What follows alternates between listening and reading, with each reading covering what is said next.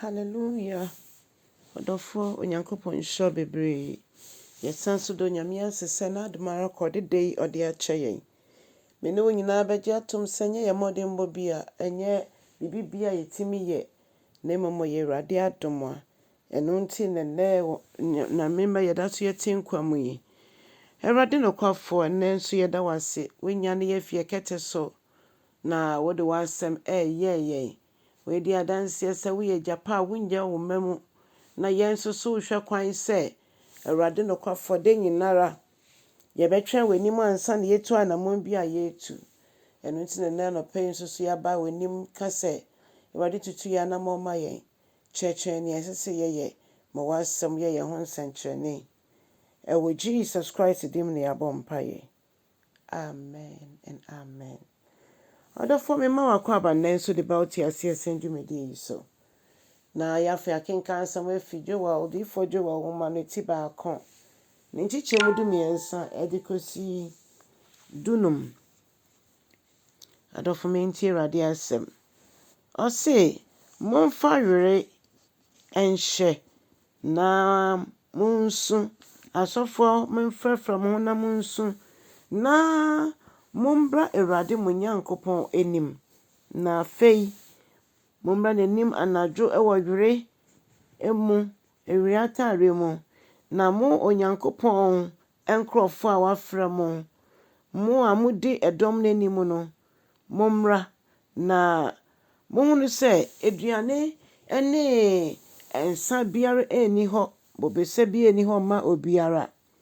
na emomo no mombra Awurade fie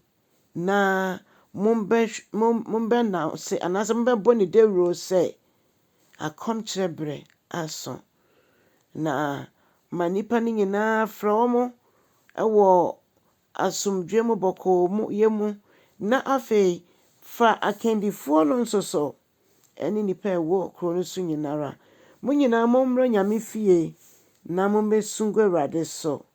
na o se onyame da no aben eda eye oseye da no aben na saada no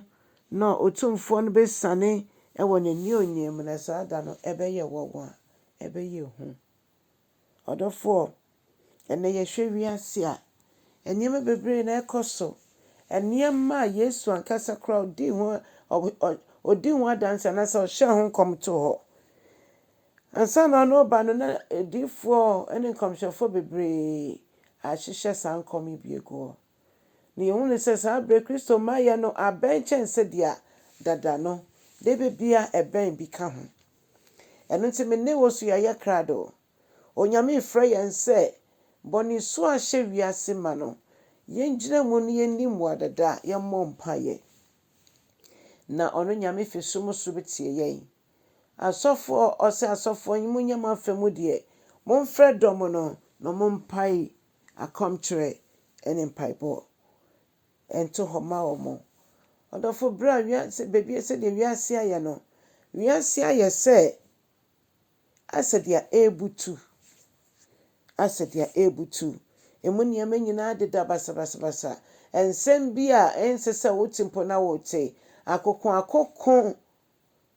enuanom ni ebusuafo a omo asori eti omo nkasa ho enima bebre na ekoso nanso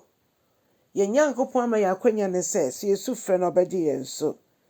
ne ese yehu ne se enye se de sifa bɔ mpaye o se ye nim mpaye bɔ da bi na mmom ne mpaye bi ejira nyame ansɛm so no se wo se yetietie o ne nyina Onyankopɔn etie ye ne hena ne se wenya obi a wogyae ne homu efisɛ ɔne de otie gyense ne fa so de nyina so odi maye ene nti odofo ma yemfa ye ho nto asafo Awurade so na se de na asɛm kyerɛ ne de yema yeni enko de wiase ekoso efisɛ se da ne butu a me ne wo nyina ye wo mu bi na Onyankopɔn waye yen na nemsifo se so no di ama afofra yenso ndima odi ma yenso ndima afofro odofo Onyankopɔn hyira no nyo kese menem se obema ne kwan ma no edi ne hene wo abrabo mu emre ti se mu ne ono beka no eno na sese ye yetumi agina mu ama akra aba abɛhu Awurade. Onyankopɔn nhyira yɛn nyinaa na ɔma da yi ɛnyɛ ɛda sonko a yɛbɛso aba wɔ mu. Mesrɛ sɛ kyɛ asɛm no na ka kyerɛ ɔfoforɔ no nso sɛ ɔno nso nkyɛ asɛm no na subscribe na mombɔ dɔn no so na Awurade nso ɛnyɛ kɛseɛ. Nyame nhyira bebree. Amen.